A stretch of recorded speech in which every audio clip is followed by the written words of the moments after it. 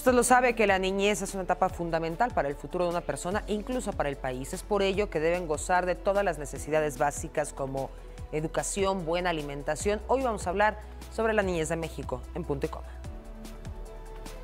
De acuerdo con datos de la UNICEF, en México existen más de 31 millones de niños, de los cuales por lo menos el 40% de ellos tienen que trabajar y dejar de lado las condiciones de salud y educación que todo niño debe tener para desarrollarse plenamente.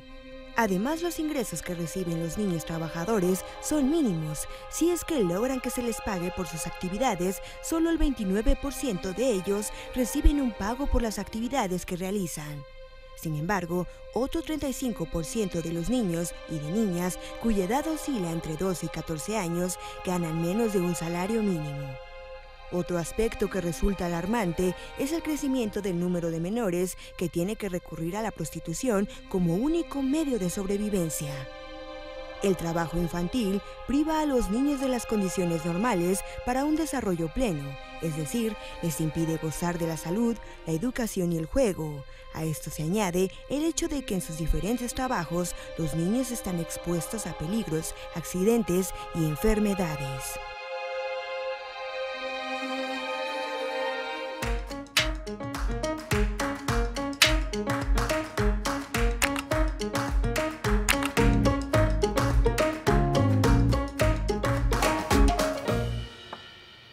Bienvenidos a Punto y Coma, yo soy Kimberly Armengol. Hoy nos acompaña en el estudio Argi Sofía Pérez, ella es coordinadora de monitoreo y evaluación de Save the Children. Muchísimas gracias por estar con nosotros. Gracias por la invitación. También está Claudia Mollinedo, Paola Barquet, ¿cómo están? Buenos días. Listos para platicar del tema. Así es. Danos a grandes rasgos cómo está la infancia en México. Bueno, en realidad la situación podríamos decir que es mala, ¿no?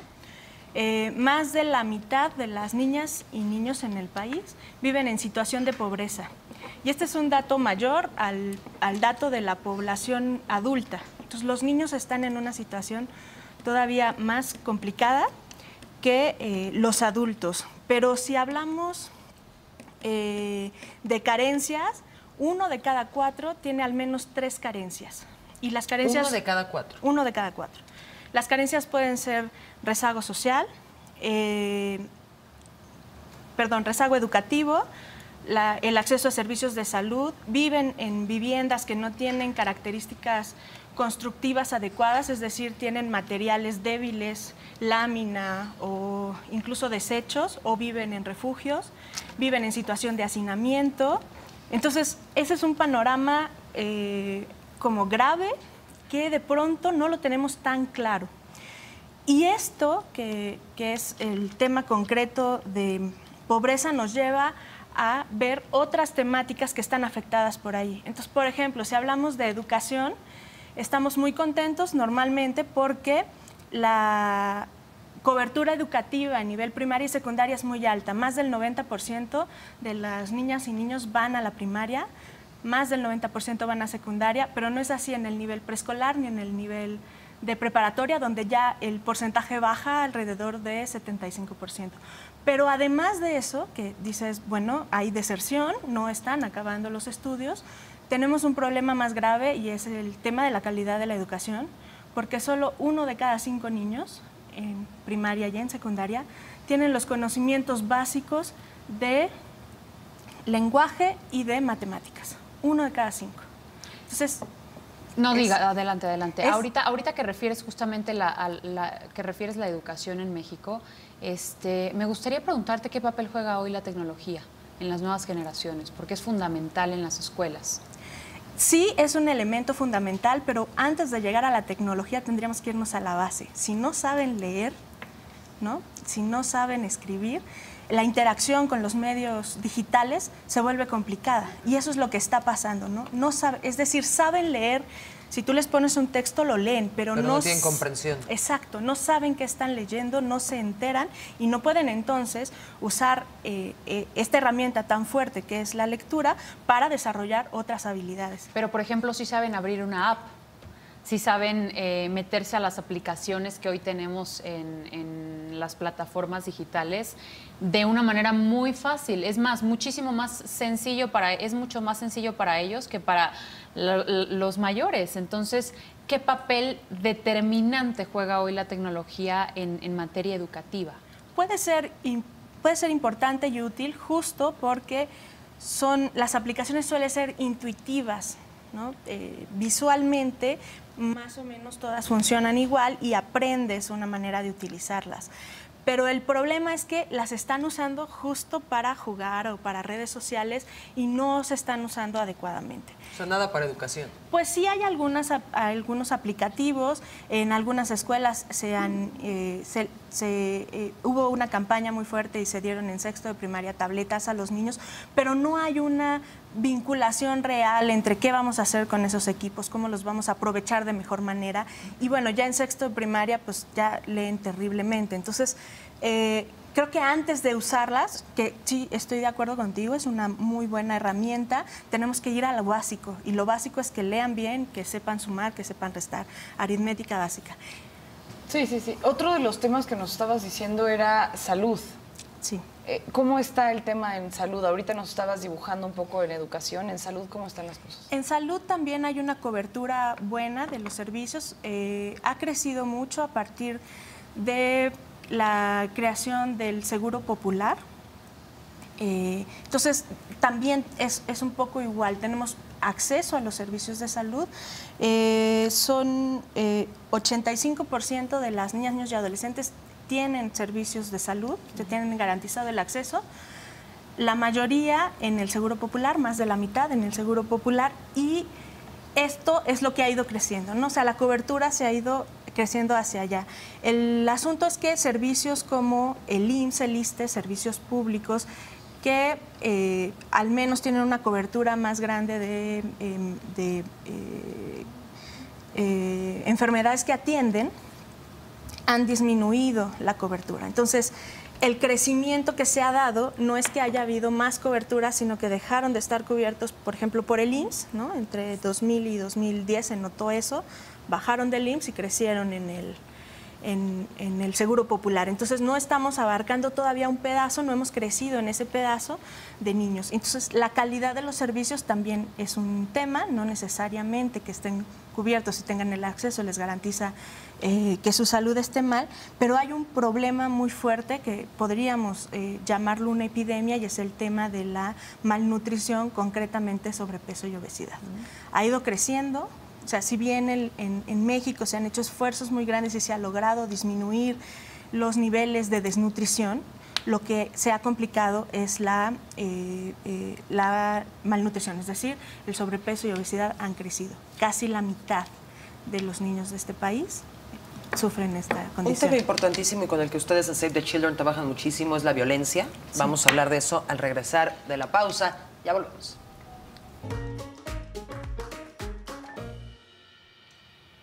Ya se lo comentaba, tenemos aquí a Argy Sofía Pérez, ella es de Save the Children. Vamos a hablar de un tema importante y muy delicado en nuestro país, que es la violencia contra los menores. La violencia está generalizada, pero es todavía más grave contra los pequeños. Sí, así es. En realidad la violencia se puede ver desde muchos ámbitos cuando hablamos de niñas, niños y adolescentes. Lo primero que se nos ocurre cuando pensamos en esto son casos de violencia grave. Por ejemplo, el tema de los asesinatos, ¿no? Los asesinatos han ido... Es un dato que crece y decrece en el tiempo. Ahora estamos en un momento en donde desde 2014 ha empezado a crecer nuevamente, tuvo un periodo de bajar. Ahora, el número de asesinatos que tenemos más reciente es de 1.105 niñas, niños y adolescentes asesinados desde 0 hasta 17 años. ¿Desde cuándo? Desde 0. En el año 2016, que es el último dato oficial que existe. ¿En un año más de 1,000 niños? Sí, en un año más de 1,000 niñas y niños. ¿Cuáles son las zonas donde esto pasa más? Me imagino Guerrero. En realidad está concentrado sobre todo en los estados con mayor población, como es el Estado de México, pero también se ve en Guerrero y en el norte, en Tamaulipas. ¿Tienen dentro de los estudios alguna estadística de la razón por la que más asesinatos ocurren en pequeños? En realidad no está ese dato. El dato que sí existe es en dónde son asesinados y más o menos un 20% son asesinados en alguna vivienda, no necesariamente la propia, pero sí en una vivienda. Entonces pueden ser casos domésticos. Pero la mayor cantidad de asesinatos se dan en los chicos, adolescentes, hombres sobre todo de 12 a 17 años, ahí se concentra la mayor parte, y puede ser un tema de la violencia que ha ido en incremento en el país.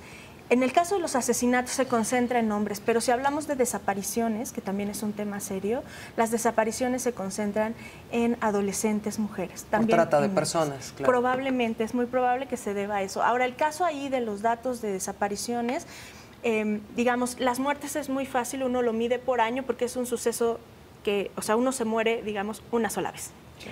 Pero la desaparición es un hecho continuo, ¿no? Uno desaparece y hasta que es encontrado sigue en esa situación. Entonces, estadísticas se van acumulando. Exacto, son acumuladas. La estadística más reciente que hay es en febrero de este año y acumulado desde 2010 que se empezó a captar, tenemos más de 6.200 personas, bueno, niñas, niños y adolescentes que están en condición de desaparecidos.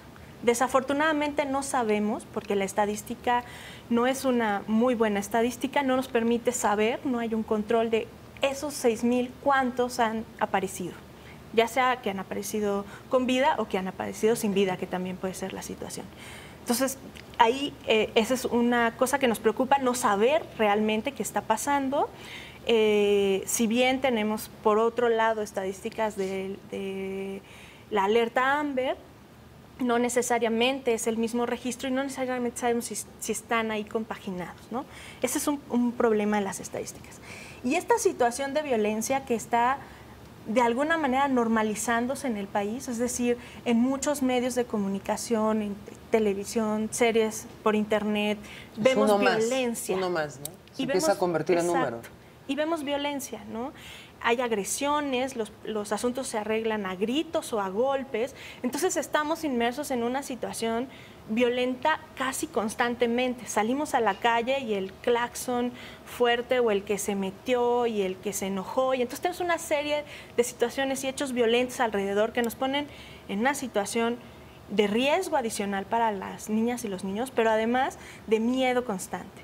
Y esto se refleja concretamente en que 70% de las personas mayores de 18 años declaran que no permiten que sus hijos e hijas salgan a la calle solos a jugar porque tienen miedo a la inseguridad. Es un estado de paranoia también. Exacto. Y ha crecido, este dato ha ido creciendo con el tiempo y es además la principal causa, es la principal acción que se ha hecho ante la inseguridad. O sea, cuando se pregunta qué es lo que has hecho, no dejar salir a las niñas y los niños. Por encima de poner seguridad, de estar atento a la policía, etcétera, es cuidar a mis niñas. ¿Qué está haciendo Save the Children para salvaguardar el futuro de las nuevas generaciones? Mira, Save the Children es una organización internacional que tenemos en México trabajando más de 40 años y nos enfocamos concretamente en estas tres áreas de las que hemos platicado ahora, que son educación, salud y protección. Y trabajamos desde dos frentes fuertes. Uno es directamente con niñas y niños en zonas y en situaciones vulnerables. Estamos en 19 estados de la República, con más de 10 proyectos en concreto. Y ahí trabajamos con niños cosas de salud y nutrición, cosas de enseñanza de lectoescritura y matemáticas, y en el tema concreto de violencia tenemos un proyecto muy bonito que se llama Escuelas Construyendo Paz, donde en realidad trabajamos con chicas y chicos de primaria, secundaria y preparatoria para que enfrenten los problemas de una manera no violenta. Y se hacen, trabajan en conjunto y en una red de chicas y chicos donde ellos mismos ofrecen alternativas a sus compañeros y a sus comunidades de cómo intentar desnormalizar, porque parece que hemos normalizado la violencia. Esa es como la parte directa, pero también hacemos trabajo de incidencia y concretamente estamos trabajando ahora, justo por la coyuntura del país, en promover que la y los candidatos adopten una agenda pública de la niñez y de la adolescencia. Es decir, en su agenda pongan a los niños al centro, y no los olviden, los damos como por hecho, ahí están, pero no nos preocupamos. O compromisos ambiguos. Exacto. Como mejorar la niñez, ¿qué significa, no? Claro. ¿En qué se traduce? Exactamente. Entonces, esas son básicamente las dos cosas que ¿Qué hay de hacemos. los refugiados, Argisofía? Ahorita que nos comentabas esto, ¿qué sucede con los niños, hablando de paz, que no conocen justamente la paz, que han vivido un mundo en guerra? Este proyecto concretamente trabaja en zonas de alto riesgo, como son en el norte del país, en el sur, en los estados más complicados, justo para, y de una manera comunitaria, es decir, trabajamos con las chicas y los chicos para que ellos a su vez influyan en su comunidad y esto se cree una cadena. Pero también tenemos un proyecto de atención y prevención de la migración no acompañada, y esto es la mayoría de los migrantes que tenemos actualmente en este país, vienen de la zona caliente del Triángulo Norte de Centroamérica, y estamos trabajando también en un esquema de protección y de intentar que sobre todo quienes viajan no acompañados, porque vienen muchas chicas y chicos solos, puedan tener garantizados sus derechos básicos. Pues es una maravilla, de verdad, y hay que aplaudírselos porque es una labor importantísima las que ustedes están haciendo hoy por las nuevas generaciones. Vamos a hacer una pequeña pausa. Regresamos a Punto y Coma. Recuerde que para nosotros es importante mantenernos informados en relación a la opinión que ustedes ejercen por los distintos temas que en esta mesa en Punto y Coma se abordan. 2 minutos, volvemos.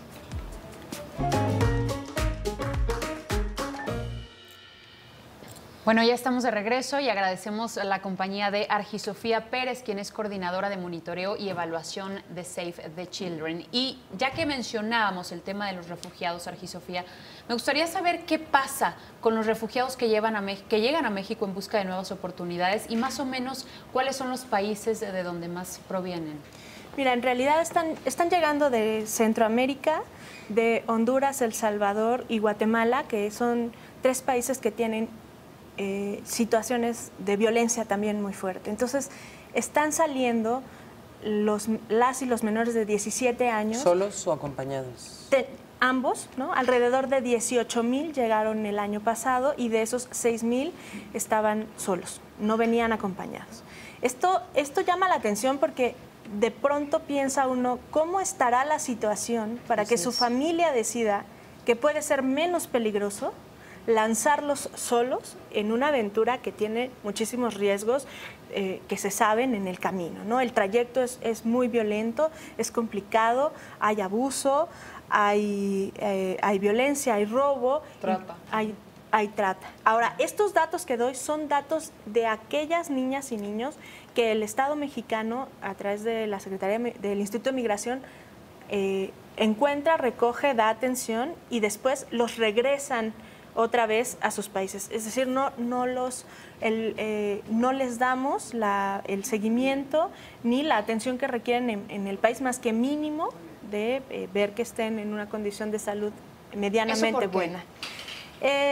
En realidad el asunto es que lo que estas chicas y chicos buscan es refugio porque están saliendo por un tema de violencia, pero dado que no está reconocido en sus 3 países oficialmente esta situación violenta o un estado de guerra, como pudiera haber en países del Medio Oriente, los tratados y los tratados internacionales no permiten que esta condición de refugio se les dé y no pueden quedarse. Entonces se regresan.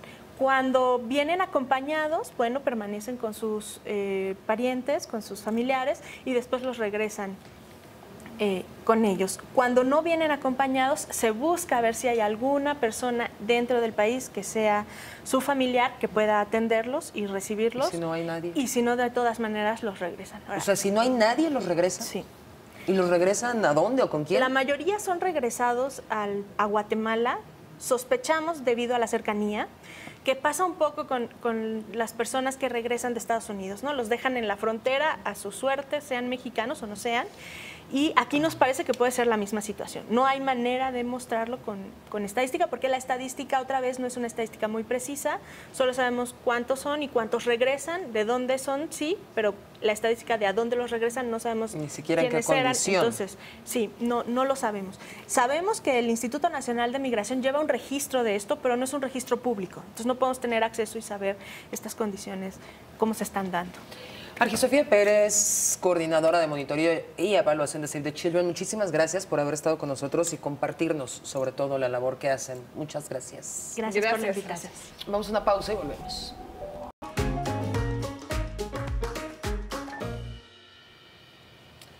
Y bueno, también está con nosotros Laura Adriana Nava. Ella es coordinadora de alianzas estratégicas también de Save the Children. Bienvenida. Hola. Cuéntanos, Muchas gracias. Muchas cuéntanos. gracias por tenernos acá. Pues bueno, estaba súper interesante lo que nos contaban de este programa de la atención y la prevención de la migración infantil no acompañada. Este es un programa que Save the Children liderea, la batuta de México, pero también con nuestros hermanos de Honduras, de Guatemala y de El Salvador. Y pues contarles que somos una organización que tiene presencia en 126 países y el próximo año cumpliremos 100 años. Así que es todo un trabajo de muchas historias, de muchas personas que están tratando, dando lo mejor para hacer cambios transformacionales en la forma en la que el mundo trata y ve a las niñas y a los niños. Argy Sofía nos estaba platicando de 10 proyectos que tienen principalmente. ¿Cómo los mexicanos pueden sumarse a esos proyectos? ¿De qué se tratan? Un poquito para entender cómo aterrizan ustedes cada una de estas ideas para ayudar a los niños. Excelente. Bueno, que se sumen como defensores de la niñez, por favor. Hoy más que nunca debemos de defender a nuestra niñez. Save the Children trabaja con una población de 0 a 18 años. Entonces estamos en centros comunitarios de desarrollo infantil que atienden a una edad de preescolares, estamos en primarias, en secundarias, en bachilleratos, en contextos urbano-populares y también rurales. En temas de primera infancia, pues nos enfocamos, un dato, el 85% del cerebro de una niña y un niño se desarrolla en los 5 primeros años de vida. Es vital que las naciones inviertan en este tipo de acciones políticas de protección, seguridad alimentaria, para que toda esta información sobre cómo criar con amor, con ternura, con hábitos saludables a una niña y a un niño, para que en un futuro puedan tener lo que ellos quieran hacer, pero que lo puedan lograr, sus sueños. Hay mucha gente que pregunta por qué ellos quisieran apoyar en campo, en trabajar con los niños. ¿Qué tienen que hacer? Pues desde Alianzas Estratégicas tenemos...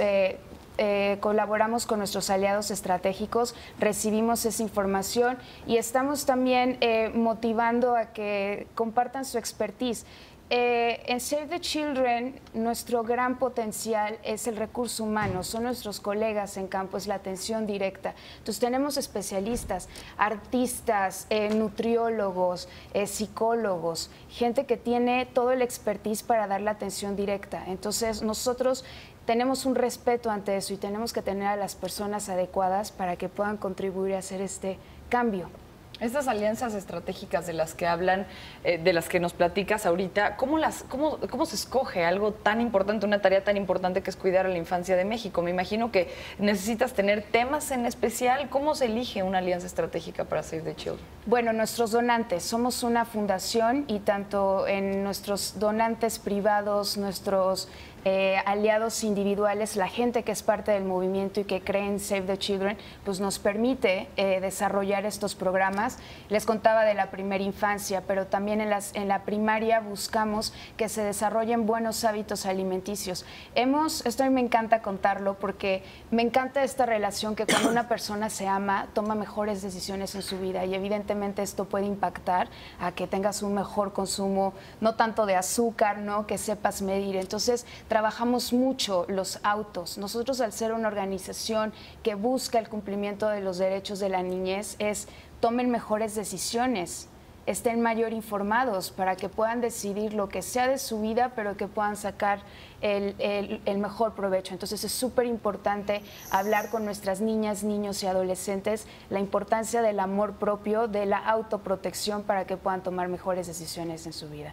Y para concluir, cuando un joven tiene un plan de vida, pues no está dentro de su plan ser madre o ser padre a una temprana edad. Y vaya que es un dato. Y esa trinchera también la cubren, también los apoyan en ese momento. Si es que una pequeña llega a embarazarse, ¿tienen algún proyecto en ese sentido?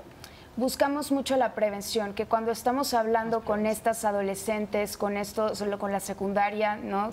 Esto hace mucho congruencia con lo que Giso nos contaba del programa de Escuelas Construyendo Paz. ¿Cómo fortaleces estos planes de vida con la esperanza, con el amor, con tu autoprotección para que volvamos, ¿no? Tomes mejores decisiones en tu vida? Y eso es lo que hacemos, buscamos ese cambio transformacional. Yo te quiero preguntar, ¿cómo educar a los niños? Es como similar a la pregunta que le hacía a Argi Sofía. ¿Cómo educar a los niños que realmente no han conocido un mundo de paz? Nos comentaba también Argi Sofía hace un momento que es muy delicado y es muy compleja la relación que se tiene en relación a los tratados internacionales y no se puede regalar la permanencia a los refugiados en México, sino se les regresa sin saber hacia dónde y con qué rumbo. Es decir, ustedes que reciben a N cantidad de pequeños en Save the Children, ¿cómo regalarles esa educación que nunca han tenido y de la que nunca han gozado? Con Sanación tenemos un programa que se llama Educación y Sanación a través de las artes y es un mecanismo donde es una metodología donde están nuestros colegas en campo. ¿Cómo puedes ayudar a la expresión para que haya una resiliencia?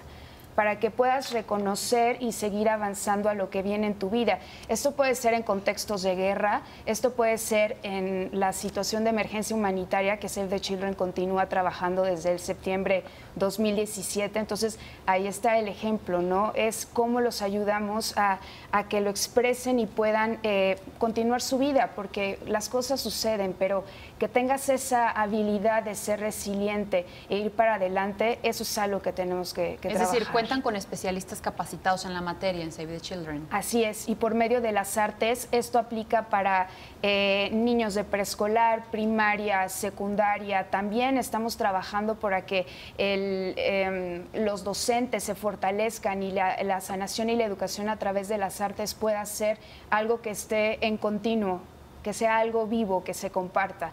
Entonces, por medio de dibujos, los niños pueden decir, ok, hoy me siento triste y está bien. Que desde niños, niñas sepan de esos primeros años de su vida lo que son las emociones y puedan desarrollar una inteligencia emocional. Laura, ¿cómo escogen las localidades? Porque dicen que están en 19 estados de la República. Primero, ¿por qué no están en todos? Coméntanos esta situación. Y dos, si yo conozco de un municipio en Oaxaca donde hace mucha falta la ayuda para los niños, ¿cómo nos contactamos con ustedes?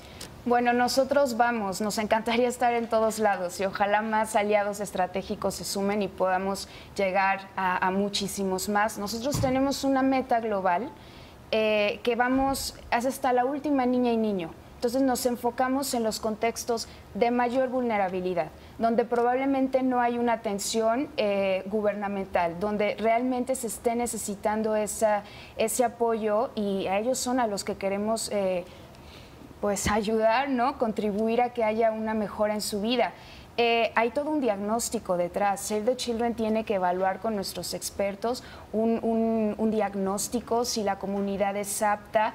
Hay todo un mecanismo y un estudio detrás para determinar en dónde, pero que sepan que estamos enfocados en donde más se está necesitando, en estos contextos urbano-populares, que pueden ser las ciudades más violentas que hay en nuestro país, así como comunidades rurales en la zona Campeche y de Yucatán, más o menos. Dentro de los hogares mexicanos, ¿qué dirías, qué herramienta está faltando? Ya si nos vamos a cada casa, la gente que nos está viendo ahorita y que pueda detectar cómo hacer las cosas bien con los niños, es decir, ya lo decías, ¿no? Educación, salud y obviamente seguridad. ¿Qué es lo que más está faltando en los hogares mexicanos para que la infancia esté bien? Yo creo que amor y ternura. Y respeto, y el ser padres, y el ser familia, y el escuchar, y el contribuir a la sanación de todos, el que te ocupe que tu familia esté bien. Pero lamentablemente muchas de las cosas vienen de las mismas familias y nosotros hemos detectado que a las poblaciones que estamos beneficiando, sus papás o hasta los abuelos tienen el mismo patrón, es un círculo. Hay que romper ese círculo que se traduce en pobreza, pero también es perpetuo. Algo tenemos que hacer y por eso muchas gracias que nos tienen acá para contar de estos temas importantes. ¿Cómo se podría romper este círculo? Porque como lo dices, es un círculo de pobreza y nacen pobres y mueren pobres y siguen en este círculo y nadie les da una mano. ¿Qué es lo que se puede hacer desde nuestras pequeñas trincheras?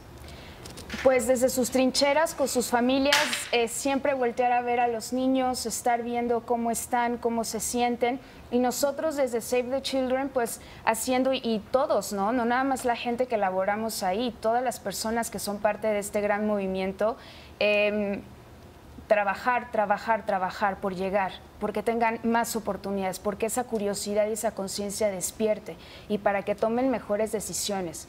Y respetando esas decisiones, pero es un camino de hábitos saludables, de educación, de autoprotección y también trabajamos con las mamás, con los papás. Save the Children ve este desarrollo del individuo de una forma holística. Es súper importante que esté nutrido, que coma, que esté educado, que esté protegido, pero también todo lo que impacta a su alrededor, cómo está mamá, cómo está papá, cómo están los sectores que atienden a la niñez. Están fortalecidos, saben cómo actuar, porque no estamos hablando de gente mayor de edad, estamos hablando de infantes que tienen derechos y deben de ser respetados. Si una tercera parte de los niños que ustedes ayudan en Save the Children llegan solos, y si yo me encuentro en esa situación y quiero llegar hacia ustedes, ¿cómo lo puedo hacer? Nosotros tenemos distintos espacios de atención, insisto, los centros comunitarios de desarrollo infantil, las primarias, las secundarias, que previamente fueron diagnosticadas para ver si si era pertinente nuestra intervención. Entonces, eso es en lo que trabajamos con esta población. El año pasado logramos impactar la vida de 395,000 niñas, niños y adolescentes en todo el país. ¿Pero qué tengo que hacer? ¿Llamar por teléfono? ¿A qué números?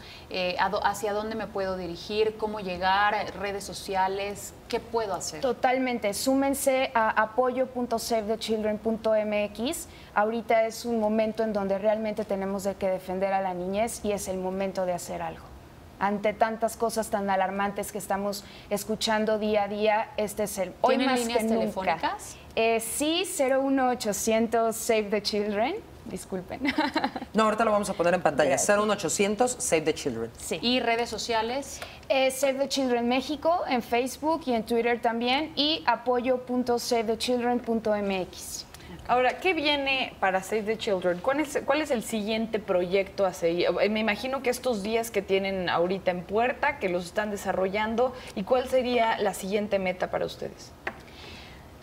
Pues bueno, continuar atendiendo nuestros 10 programas prioritarios que van dentro de este enfoque de educación, salud y nutrición, protección.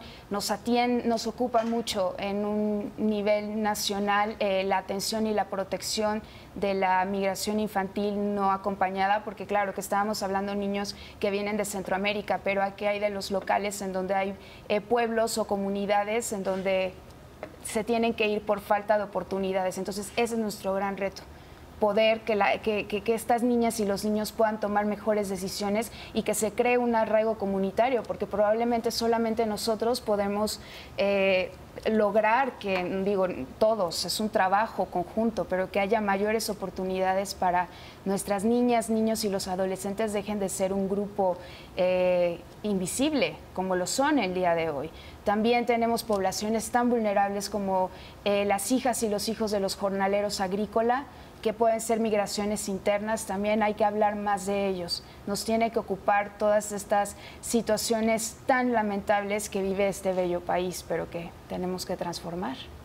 La situación de niños en la calle y niños que trabajan también, ¿qué se hace con eso? Nosotros trabajamos en estos contextos violentos, urbano-populares, buscamos esos niños que están en riesgo de calle, donde aún podemos hacer un gran trabajo de esta prevención, donde se puede hacer un cambio en ese tipo de decisiones. Con el trabajo infantil, los campos agrícolas, es un trabajo que tenemos ahí, les damos atención a las hijas y a los hijos, pero también ¿qué sucede? Seguramente llegaron a ver fotografías de un niño de 5 años en la pizca del Chile. Entonces, ¿cómo fortalecemos otro tipo de mecanismos de protección para que ellos puedan estar protegidos en espacios seguros y que sea todos como sociedad que les demos mayores oportunidades? Porque yo creo que es un trabajo conjunto. Me imagino que ahí debe de ser complicado porque muchas veces las familias mexicanas ponen a trabajar a los pequeños porque lo necesitan.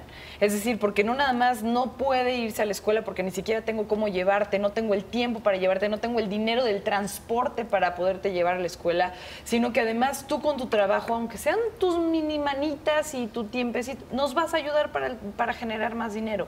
En Save the Children no ha sido eso algo complicado, es decir, llegar con la familia, intentar ayudar al niño para que deje de trabajar, para que salga de la calle, de la vendimia en los semáforos y decirle a la familia, sabe que su hijo no puede trabajar.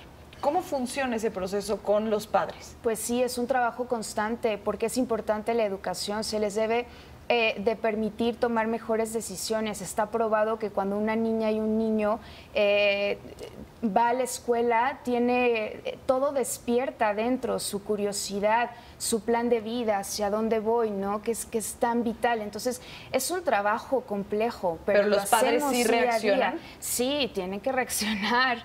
Es parte del amor, hay que saber cómo hablar estos mensajes para que te importe y tú como mamá digas, ok, no quiero que mi hija o que mi hijo repita la misma historia, ¿cómo hacemos este cambio de conciencia? Bien. Eso sería una historia de éxito. Pues, Laura Adriana, vamos rapidísimo a un corte, vamos a un punto y coma y al regresar vamos a platicar también de cómo esto puede afectar en el tema de las elecciones. Volvemos.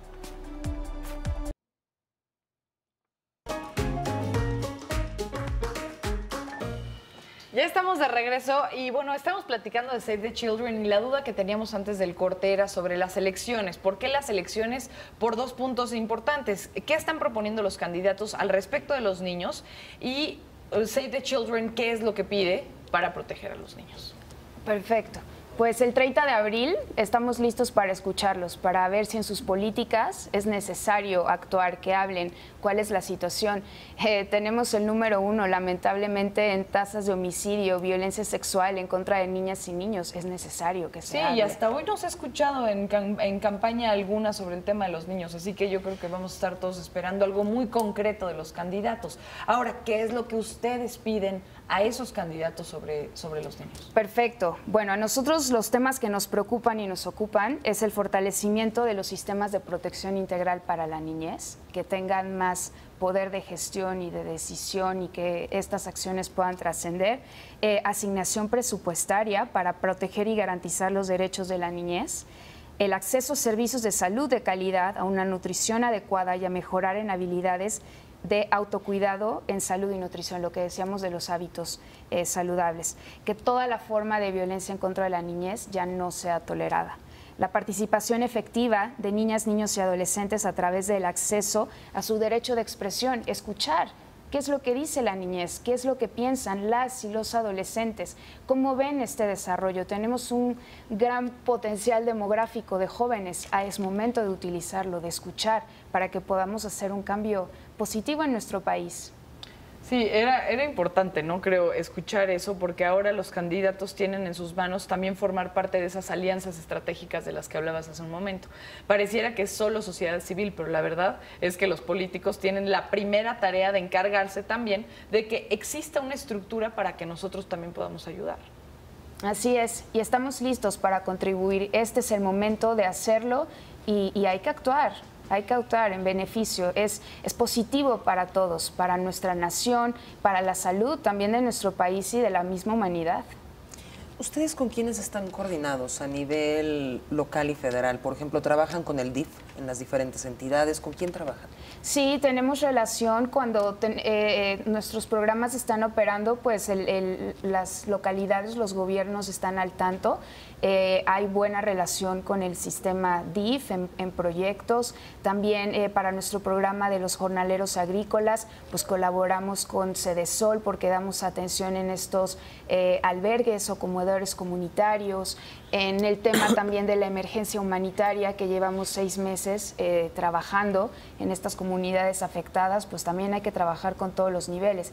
Y Save the Children es parte de este sistema integral de protección de la niñez. Entonces, este es un esfuerzo nacional para que se tomen mejores decisiones de protección y que se creen más políticas de protección para la niñez, porque al final hablamos de programas, pero nosotros buscamos un enfoque escalable, cómo podemos ir desarrollando estos o abriendo estos canales para que esto se pueda traducir en políticas de protección para las niñas y los niños. ¿Qué expectativas tiene Save the Children para la niñez en corto, mediano y largo plazo? De aquí al 2030, que la violencia en contra de la niñez ya no sea tolerada, que todas las niñas y niños tengan acceso a una educación de calidad y que en temas de salud y de nutrición no haya muertes prevenibles de menores de 5 años. ¿Sabes qué le llamamos todo esto? Las partes infecciosas, que haya infecciones, que no estén lactando a los bebés, que es su primer shot. O sea, hay muchas cosas que puede ayudarnos a prevenir estas muertes de menores de 5 años. Todo esto de aquí al 2030. Correcto. Esa es la visión de Save the Children en 12 años. En 12 años. Ahora, dentro de la casa también está el tema de salud. Ahorita decías sobre enfermedades prevenibles. Una de ellas nos la mencionaba Argisofía hace un momento, el tema de la obesidad y cómo también las familias pueden contribuir. Por ejemplo, el tema de la diabetes, que también es gravísimo y puede terminar, obviamente, en muertes pues prematuras.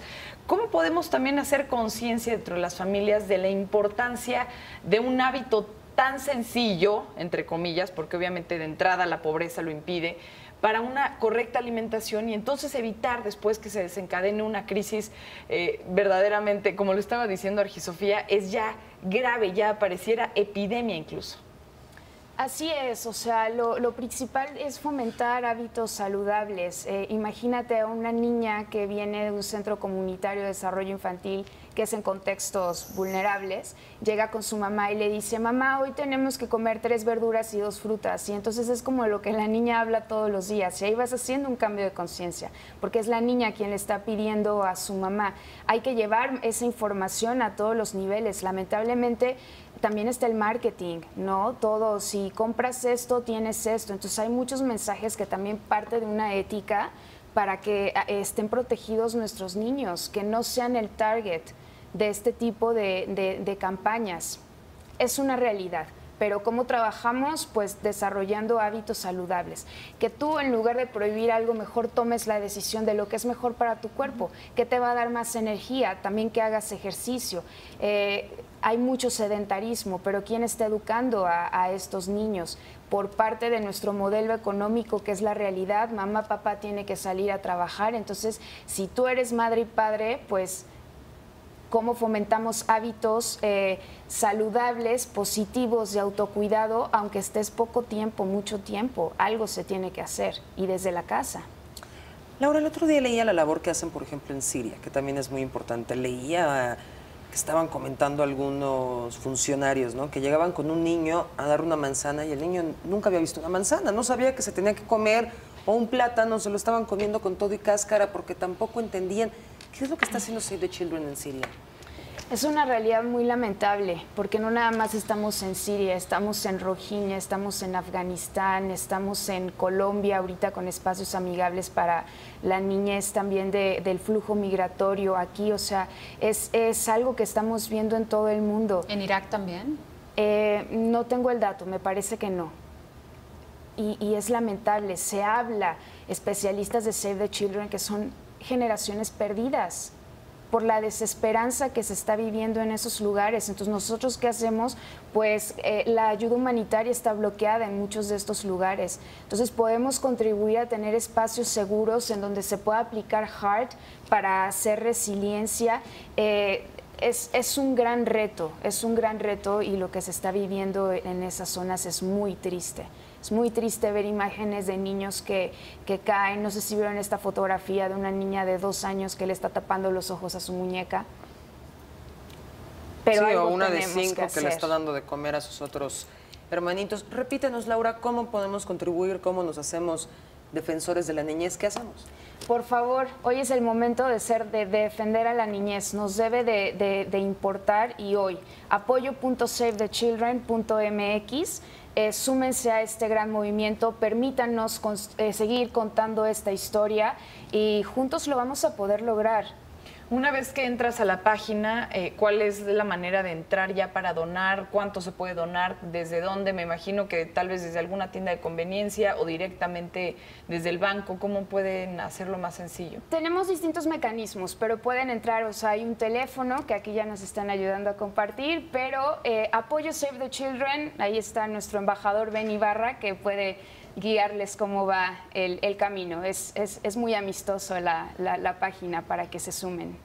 Eso es importantísimo, ¿no? Porque también llega un momento, no, te lo pregunto porque de verdad llega un momento en el que queremos ayudar, no sabemos en dónde, finalmente te escuchamos, sabemos del historial que tiene Save the Children en el mundo, vamos viendo los pasos, los proyectos que están pues muy bien enfocados y decimos, muy bien, quiero donar. Ahora, ¿en dónde? ¿Cómo le hago? ¿No? Y ahí luego mucha gente es el siguiente paso en donde se traba. Entonces es muy importante lo que nos dices, que la página también sea amistosa para que puedan entrar, donar inmediatamente y que también puedan dar un seguimiento después, ¿no? Porque también entiendo que Save the Children tiene una manera de dar continuidad a esas donaciones, que no sea de una sola ocasión, sino que se pueda hacer constante, incluso una vez al año o algo así, para que sea algo mucho más pues estable para ustedes, ¿no?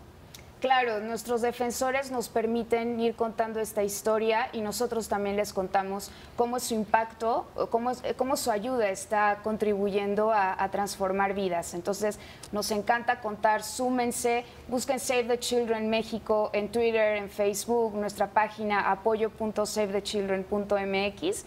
Y muchas gracias, súmense. Gracias. No, muchísimas gracias a ustedes, Laura Adriana Nava, muchísimas gracias a Save the Children. Bueno, vamos a apoyarlos, ya tenemos toda la información. Paula Barquet, Claudia Mollinado. Nos vemos. Gracias. Gracias. Quédese en Titulares de la Tarde con Gaby Clásica. Yay.